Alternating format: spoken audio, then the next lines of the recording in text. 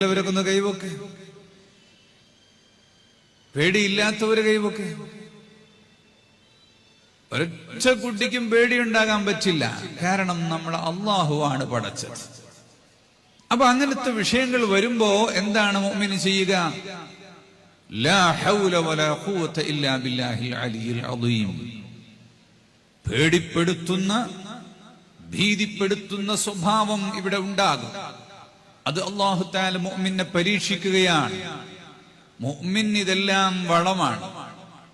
വലനബ്ലുവന്നകും ബിശൈഇൻ മിനൽ ഖൗഫി വൽ ജൂഇ വനഖ്സിൻ മിനൽ അംവാലി വൽ അൻഫുസി വസ്സമറാത്ത്. സ്വത്ത് സന്താനങ്ങളുടെ നഷ്ടം കൊണ്ട്, കാലാവസ്ഥ വ്യതിയാനം കൊണ്ട്, ഭൂമി കുലുക്കം കൊണ്ട്, ആകാശം പൊട്ടി വീഴൽ കൊണ്ട്, പലതുകൊണ്ടും നിങ്ങളെ പരീക്ഷിക്കും. ഇടിവെട്ടി സ്വത്ത് നശിച്ചു പോകും, കൃഷി ഉണങ്ങിപ്പോകും, വെള്ളപ്പൊക്കം വന്നിട്ട് നശിക്കും. പലതരത്തിലുള്ള പരീക്ഷണങ്ങൾ, പേടിപ്പെടുത്തലുകൾ ഇവിടെ നടത്തിക്കൊണ്ടേയിരിക്കും. അങ്ങനെയുള്ള സന്ദർഭത്തിൽ വബശ്ശിരിസ് സ്വാബിരീൻ الذين إذا أصابتهم مصيبة قالوا إنا لله وإنا إليه راجعون. ആർക്കാണ് സന്തോഷം? പേടിപ്പെടുത്തുന്ന കുറെ കാര്യങ്ങൾ ഇവിടെ വരുമ്പോൾ ഇന്നാ ലില്ലാഹി വ ഇന്നാ ഇലൈഹി റാജിഊൻ എന്ന് ഉറക്കെ പ്രഖ്യാപിക്കുന്നവർക്ക് സന്തോഷമാണ്. ഖുർആൻ പറയുന്നു, അവർക്ക് ഹാപ്പിയാണ്. സന്തോഷം വരുന്നവരുടെ അവസ്ഥ എന്താണ്? അവർ പറയും ഇന്നാ ലില്ലാഹി വ ഇന്നാ ഇലൈഹി റാജിഊൻ. We are very strong. ഞങ്ങൾ നല്ല സ്ട്രോങ് ആണ്. കാരണം ഞങ്ങൾ അല്ലാഹുവിന്റെ അടിമകളാണ്, അല്ലാഹുവിലേക്ക് മടങ്ങുന്നവരാണ്. ഇവിടെ ഒന്നും കൊണ്ടുവന്നിട്ടില്ല, ഒന്നും കൊണ്ടുവന്നിട്ടില്ല. അതുകൊണ്ട് ഒന്നും കൊണ്ടുപോകാനും ഇല്ല. അവൻ തന്നതൊക്കെ വാങ്ങിവെക്കും. അവൻ എന്തു കൊണ്ടുപോയാലും അൽഹംദുലില്ലാഹ്, അൽഹംദുലില്ലാഹ് പറയാൻ കഴിയും. എന്താണ് സുഹൃത്തെ വർത്തമാനം ചോദിച്ചാൽ എന്താ പറയാ? എന്താ പറയാ? ഉറക്കെ പറയോ? അൽഹംദുലില്ലാഹ്. അൽഹംദുലില്ലാഹ് എന്ന് പറയുന്ന ഒരു മനസ്സുണ്ടായാൽ പിന്നെ പുറം വേദന ഉണ്ടാവുകയില്ല, ഊരവേദന ഉണ്ടാവുകയില്ല, കഴുത്ത് തിരിക്കാൻ പറ്റാത്ത അവസ്ഥ ഉണ്ടാവുകയില്ല. വേദനകളെല്ലാം വരുന്നത് ഈ മടക്കുകളിലും നരമ്പുകളുടെ ഉള്ളിൽ പിശാച് വന്നിരിക്കുമ്പോഴാണ്. പിശാച് അവിടെ കയറിയിരുന്നാൽ രക്തം ശരിക്കും ഓടൂല. രക്തം ഓടാതിരുന്ന് അവിടെ തടഞ്ഞു വെക്കപ്പെട്ടാൽ അവിടെ വേദനയുണ്ടാകും. അപ്പൊ വേദനയുണ്ടാകുമ്പോ എന്തു ചെയ്യണം? ആ രക്തത്തെ തുറന്നു വിടണം, പിശാചിനെ ഒഴിവാക്കണം. അതിനെന്താ ചെയ്യേണ്ടത്? സുബ്ഹാനല്ലാഹ് പറയൂ, അൽഹംദുലില്ലാഹ് വലാ ഇലാഹ ഇല്ലല്ലാഹു അല്ലാഹു അക്ബർ വലാ ഹൗല വലാ ഖുവത ഇല്ലാ ബില്ലാഹ് അൽ അലിയിൽ അദീം. ഈ ദിക്റുകളൊക്കെ ചൊല്ലുമ്പോ ആ ശൈത്താൻ ഓടിപ്പോകും, വേദന മാറും. കോഴിക്കോട്ടെ വലിയ ആശുപത്രിയിൽ നരമ്പിന്റെ ഡോക്ടറുണ്ട്. അറിയപ്പെട്ടൊരു മുജാഹിദിന്റെ കുടുംബമാണ്. ഇദ്ദേഹം ഏതാണെന്ന് എനിക്കറിയില്ല. വിമാനത്തിൽ ഒരു ഇങ്ങനെ അടുത്ത സീറ്റിലിരിക്കുമ്പോ ഞാൻ പറഞ്ഞു, ഡോക്ടർ, ഈ മെഡിറ്റേഷൻ ചെയ്തിട്ട് വേദന മാറ്റാൻ കഴിയും എന്ന് പറയുന്നുണ്ട്, അത് ശരിയല്ലല്ലോ. അത് ശരിയാണ്, ഡോക്ടർ പറയാ, അത് ശരിയാണ്. കാരണം നരമ്പുകളിൽ എവിടെയെങ്കിലുമൊക്കെ ബ്ലോക്ക് ഉണ്ടാകുമ്പോഴാണ് വേദന വരുന്നത്. മെഡിറ്റേഷൻ ചെയ്താൽ അതങ്ങ് പോകും, അപ്പൊ തുറക്കും, വേദന മാറും. അപ്പൊ അത് തന്നെയല്ലേ ഈ ദിക്ർ ചൊല്ലിയാൽ വേദന മാറും എന്ന് അത് ശരി തന്നെയാണ്, അത് ശരി തന്നെയാണ്, ദിക്ർ ചൊല്ലിയാൽ വേദന മാറും എന്ന് അദ്ദേഹം പറയും. ദിക്ർ ചൊല്ലുമ്പോൾ ശൈത്താൻ അങ്ങ് പോകും, അപ്പൊ വേദന മാറും. സന്തോഷമുള്ള ഒരാൾക്ക് വേദന ഉണ്ടാവുകയില്ല. പകയും വിദ്വേഷവും, എന്തെങ്കിലും ആരെങ്കിലും ചെറിയ തെറ്റുകൾ ചെയ്തിട്ടുണ്ടെങ്കിൽ അവരോടുള്ള പക മനസ്സിൽ തന്നെ വെച്ചാൽ ആ പക നമ്മുടെ നരമ്പുകളിൽ കൊഴുപ്പായി മാറും. അപ്പൊ വേദന ഉണ്ടാകും. അപ്പൊ ആർക്കെങ്കിലും വേദനകൾ ഉണ്ടെങ്കിൽ അവർ വേണ്ടത് ഒന്ന് കണ്ണടച്ച് കുറച്ചു സമയം ഇരുന്ന് എനിക്കാരോടെങ്കിലും ദേഷ്യമുണ്ടോ എന്ന് ചിന്തിക്കുക. എന്നിട്ട് ആ ദേഷ്യം ഞാൻ പുറത്തു കൊടുത്തിരിക്കുന്നു എന്ന് പറയാം. അപ്പൊ ഇങ്ങനെ വേറൊരാൾ വരും കണ്ണിലേക്ക്, ആ ചെറുപ്പത്തിൽ കോട്ടി കളിക്കുമ്പോൾ കോട്ടിക്കെട്ട് പോയ ആളുണ്ട്, അവനോടൊരു ദേഷ്യമുണ്ട്, ഞാൻ അവന് പുറത്തു കൊടുത്തിരിക്കുന്നു. മദ്രസയിൽ പോകുന്ന സമയത്ത് മഴ വരുമ്പോൾ കുടയിൽ നിർത്താത്ത ഒരാളുണ്ട്, ഞാൻ അവനോട് പുറത്തു കൊടുത്തിരിക്കുന്നു. അങ്ങനെ ആരോടൊക്കെ ദേഷ്യമുണ്ടോ അവർക്കെല്ലാം മാപ്പ് കൊടുക്കുക. ചിലര് മരിച്ചു പോയിട്ടുണ്ടാകും.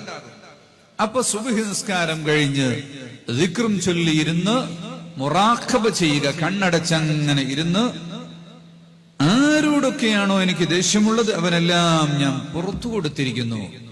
ഓരോരുത്തർക്കും പുറത്തു കൊടുക്കുമ്പോൾ ഓരോ നരമ്പുകളും തുറന്നു വരികയും വേദനകൾ മാറിക്കൊണ്ടിരിക്കുകയും ചെയ്യും. നമ്മുടെ ശരീരത്തിൽ നാം വരുത്തി വെക്കുന്ന പിശാചിന്റെ പ്രസൻസാണ് ഈ വേദനകളും അവലാദികളും എല്ലാം ഉണ്ടായിത്തീരുന്നത്.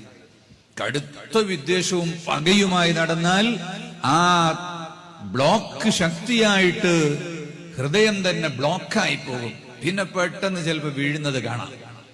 ആരെങ്കിലും എടുത്തുകൊണ്ടുപോയിട്ട് ആശുപത്രിയിൽ വെച്ച് ഡോക്ടർ ഇങ്ങനെ നരമ്പിന്റെ ഉള്ളിലൂടെ പമ്പ് കയറ്റിയിട്ട് ബ്ലോക്ക് തുറക്കും. ബ്ലോക്ക് തുറക്കാൻ അതിന്റെ ആവശ്യം ഇല്ല, നമ്മൾ നേരത്തെ തുറന്നു വെച്ചാൽ മതി. ബ്ലോക്ക് തുറക്കാനുള്ള വഴി എന്താണ്? ലികുല്ലി ശൈഇൻ സഖാല വസഖാലത്തുൽ ഖൽബി ദിക്റുല്ലാഹ്. ഏതൊരു വസ്തുവിനും തുരുമ്പ് പിടിച്ചുകൊണ്ടിരിക്കും, കേടുവന്നുകൊണ്ടിരിക്കും, അഴുക്ക് പുരളും.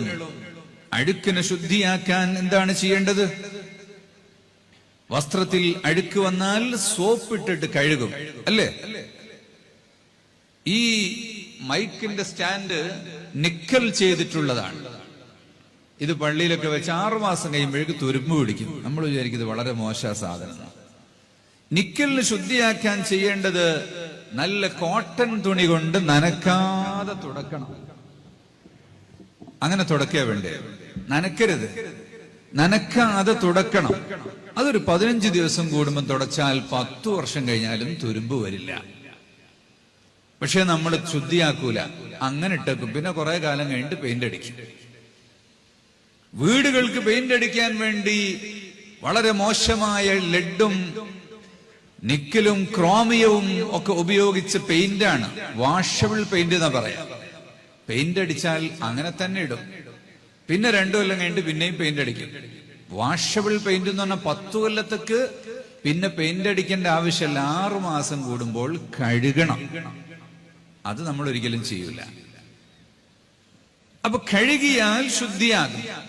ചിലത് സോപ്പ് ഉപയോഗിച്ച് കഴുകണം, ചിലത് മണ്ണെണ്ണയും പെട്രോളും ഉപയോഗിച്ച് തുടക്കണം, ചിലത് നല്ല കോട്ടൺ തുണി കൊണ്ട് തുടക്കണം.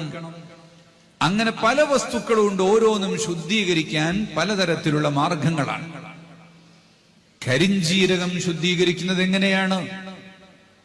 അത് പാല് കാച്ചിയിട്ട് അതിന്റെ ആവി കടത്തിവിടണം കരിഞ്ജീരകത്തിന്റെ ഉള്ളിലൂടെ, അപ്പൊ അത് ശുദ്ധിയാകും.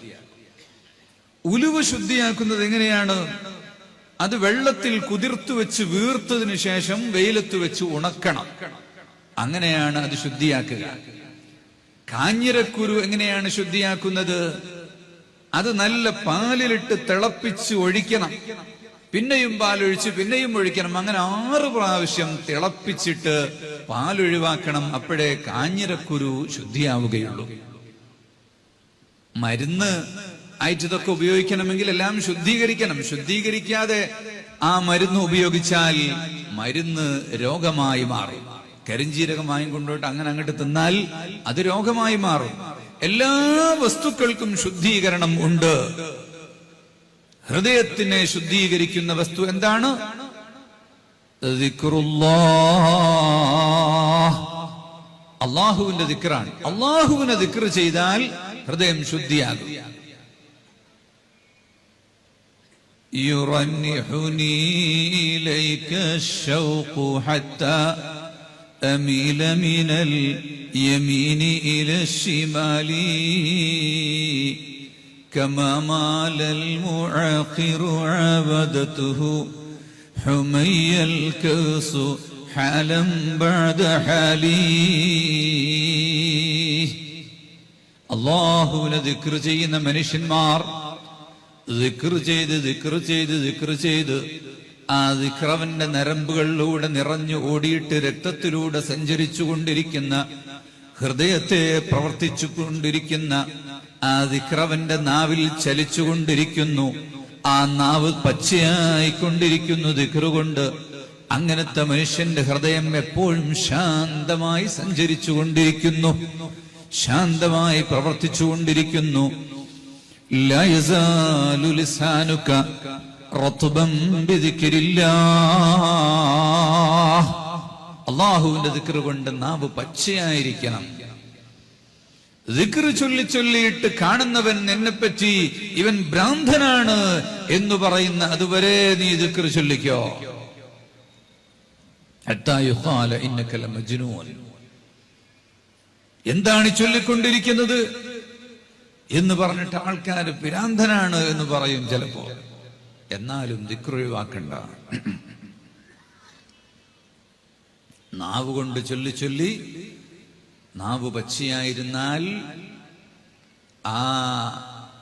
ആ ദിക്ർ ഹൃദയത്തിലേക്ക് വരും. പിന്നെ നാവ് കൊണ്ട് വർത്തമാനം പറയുമ്പോഴും ഹൃദയം ദിക്ർ ചൊല്ലിക്കൊണ്ടിരിക്കും. അങ്ങനത്തെ അവസ്ഥയിലേക്ക് മനുഷ്യൻ. അപ്പൊ അവന് ശ്വാസം അയച്ചാൽ എന്ത് ശ്വാസം വലിച്ചാലും അതിലൂടെ ഹാ ഹൂ ഹ്വാ ഹൂ എന്നുള്ള ശബ്ദം വന്നുകൊണ്ടേയിരിക്കും. അതാണ് യാഹുവാസനം എന്ന് പറയുന്നത്. Yahoo Yahoo. ചിലര് യോഗാസനം എന്നാ പറയാ, അക്ഷരം തെറ്റിപ്പോയിട്ട്. യാഹുവാസനം, യാഹൂ എന്ന് പറഞ്ഞ് ദിക്ർ ഇങ്ങനെ ശരീരത്തിലൂടെ പോയിക്കൊണ്ടിരിക്കുന്ന അവസ്ഥ. അത് വന്നാൽ പിന്നെ നമ്മൾ സംസാരിക്കുമ്പോഴും വേറെ പണിയെടുക്കുമ്പോഴൊക്കെ ദിക്ർ തന്നെയായിരിക്കും. അവരുടെ നെഞ്ചിൽ കൈവച്ച് നോക്കിയാൽ ഹാ ഹൂ ഹി ഹയ്യുൻ എന്നിങ്ങനെ ചൊല്ലിക്കൊണ്ടിരിക്കുന്നത് കാണാം. നഖ്ഷ് ബന്ദ് എന്ന് പറഞ്ഞിട്ട് ഹാജാ ബഹാഉദ്ദീൻ നഖ്ഷബന്ദി റളിയല്ലാഹു അൻഹു അവരുടെ സിലബസ് അനുസരിച്ച് ദിക്ർ പഠിച്ച ആളുകൾക്ക് ഹൃദയത്തിൽ മാത്രം ഇങ്ങനെ ദിക്ർ ചൊല്ലും. അവരുടെ ദിക്റിന്റെ മജ്‌ലിസിൽ പോയാൽ നല്ല രസമാണ്. ചൊല്ലിക്കൊടുക്കുന്ന ആള് സ്വലവാത്ത് എന്ന് പറയും, പിന്നെ മിണ്ടൂല. കുറച്ചു കഴിഞ്ഞിട്ട് ലാ ഇലാഹ ഇല്ലല്ലാഹ് എന്ന് പറയും, പിന്നെ ആരും മിണ്ടൂല. എല്ലാവരും മിണ്ടാതെ എങ്ങനെ ഇരിക്കും? മിണ്ടാത്ത ദിക്റാണത്, മൗന ദിക്ർ. അപ്പൊ നമ്മൾ ദിക്റുകൾ മനസ്സുകൊണ്ട് ചൊല്ലി, മനസ്സ് മാത്രം ദിക്ർ ചൊല്ലുന്ന ഒരവസ്ഥയിലേക്ക് നമ്മൾ ആക്കിയെടുക്കണം. അത് നാവ് കൊണ്ട് ഇങ്ങനെ ചൊല്ലി അങ്ങനെ പോയാൽ അതായി മാറും. കിടന്നുറങ്ങുമ്പോൾ ദിക്റിലായി ഉറങ്ങണം. ദിക്റിലായി ഉറങ്ങിയാൽ സുബ്ഹി വരെ ദിക്ർ ശരീരത്തിലൂടെ സഞ്ചരിച്ചു കൊണ്ടിരിക്കും. അപ്പൊ ഉറക്കത്ത് മരിച്ചുപോയാൽ ദാക്കിറായി മരിക്കും. ടി വി കാണുന്നവർ, വാട്സപ്പ് ഉപയോഗിക്കുന്നവർ, മറ്റു മെസ്സേജുകൾ കൈകാര്യം ചെയ്യുന്നവർ ഉറങ്ങുന്നതിന്റെ 15 മിനിറ്റ് മുമ്പ് അത് ഓഫാക്കണം. ഒരു വിഷയത്തിലേക്ക് നമ്മൾ വരുന്നതിന്റെ കുറച്ച് മുമ്പ് ബന്ധങ്ങൾ വിച്ഛേദിച്ച് കടന്നു വരണം. നിസ്കാരത്തിന് നല്ല ഖുശൂ കിട്ടണ്ടേ അല്ലേ? നിസ്കാരത്തിന് ഖുശൂ കിട്ടണം എന്ന് പറയുന്നവരെ കൈപോക്ക്. നല്ല ഖുശൂ കിട്ടുന്നുണ്ട് എന്ന് പറയുന്നവര് കൈപോക്ക്. ഖുശൂ എല്ലാവർക്കും കിട്ടും, വളരെ ഈസിയാണത്. അതിന് നിസ്കാരത്തിൽ നിൽക്കുമ്പോഴും കീശയിൽ ഫോൺ ചെയ്തിട്ട് ഇപ്പൊ കൈയിടട്ടെ അല്ലാഹു അക്ബർ, അല്ലെങ്കിൽ ഈ നിസ്കാരത്തിന് മുസല്ലയിൽ നിൽക്കുമ്പോഴും വന്നിട്ട് ചവിട്ടിൽ പറയും മസാല. അതൊഴിവാക്കാനാണ് നിസ്കാരത്തിലേക്ക് വരുമ്പോൾ തന്നെ മനസ്സ് അതിലേക്ക് പാകമായി വരണം. അതിനെന്താ ചെയ്യേണ്ടത്? വീട്ടിൽ നിന്ന് വുളു ചെയ്ത് നടന്നു പോകണം മസ്ജിദിലേക്ക്. മസ്ജിദ് പോയിട്ട് അവിടെ വെച്ച് വുളു എടുക്കല്ല. അപ്പൊ പിന്നെ കാർപ്പറ്റൊക്കെ നനയും, അതിൽ പൂപ്പ് പിടിക്കും. സുജൂദ് ചെയ്യുന്നവന്റെ മൂക്ക് കൊണ്ട് ഇങ്ങനെ വലിച്ചിട്ട് അവന് ജലദോഷം വരും. അപ്പൊ വീട്ടിൽ നിന്ന് തന്നെ വുളു ചെയ്തു പോകണം, നടന്നു പോകണം. അപ്പൊ ഒക്കെ അവന്റെ മനസ്സിൽ ഇങ്ങനെ നിസ്കാരം വന്നുകൊണ്ടേയിരിക്കും. സക്കീനത്ത് വഖാറോടുകൂടി പോകണമെന്ന് പറഞ്ഞാൽ എന്താ? ആരെങ്കിലും വന്ന് സലാം പറഞ്ഞാൽ, സംസാരിക്കാൻ വന്നാലൊക്കെ സീരിയസ്ലി വലൈക്കും അസ്സലാം, ഞാൻ നിസ്കാരത്തിലേക്ക് പോവുകയാണ് എന്ന് സീരിയസിനോടുകൂടി പോകണം. അതാണ് വഖാർ എന്ന് പറയുന്നത്. ഓടിയും ചാടിയും പോകരുത്. അവിടെ ചെന്ന് അങ്ങോട്ട് പള്ളിയിലേക്ക് കയറുമ്പോൾ ദുനിയാവ് മാറ്റിവെച്ചു, എല്ലാ കെട്ടും പുറത്തു വെച്ചിട്ടാണ് കടക്കുന്നത്. പിന്നെ കാത്തിരിക്കുകയാണ്. ഇഖാമത്ത് കൊടുക്കുമ്പോൾ വീണ്ടും ബാക്കിയൊക്കെ ഒഴിവാക്കി. പിന്നെ തക്ബീർ ചൊല്ലുമ്പോ തട്ടി മാറ്റി പുറത്തേക്കിട്ട് അല്ലാഹു അക്ബർ ഹൃദയത്തിൽ കൈവച്ചു. അങ്ങനെ വരുമ്പോ ആ നിസ്കാരത്തിന് നല്ല ഖുശൂ ഉണ്ടാകും. എന്താണ് ഖുശൂ ഉണ്ടാകുക എന്ന് പറഞ്ഞാൽ, ഞാൻ അള്ളാഹുവിന്റെ മുന്നിൽ നിസ്കരിക്കുകയാണ് എന്നൊരു ബോധം ഉണ്ടാവുക. അത് തന്നെ. അപ്പൊ നമുക്കൊരു ഖിയാം മുഴുവനും ഖുശൂ കിട്ടൂലെങ്കിൽ ഒരു മിനിറ്റ് എല്ലാ പാട്ടിലും ഒരു സമയം, ഒരു ചെറിയൊരു ലഹ്ള ഖുശൂ ഉണ്ടാകാൻ ശ്രമിക്കാം. റുക്കുവിന്റെ ഇടയ്ക്ക് എപ്പോഴെങ്കിലും ഒരു ഖുശൂ ഉണ്ടാവുക. അങ്ങനെ ശ്രമിച്ചാൽ പിന്നെ അത് നിറഞ്ഞു വന്ന് മുഴുവൻ സമയവും നിസ്കാരത്തിൽ കടന്നാൽ അവസാനിക്കുന്നതുവരെ അവൻ അള്ളാഹുവിന്റെ ദാക്കിറായി മാറും.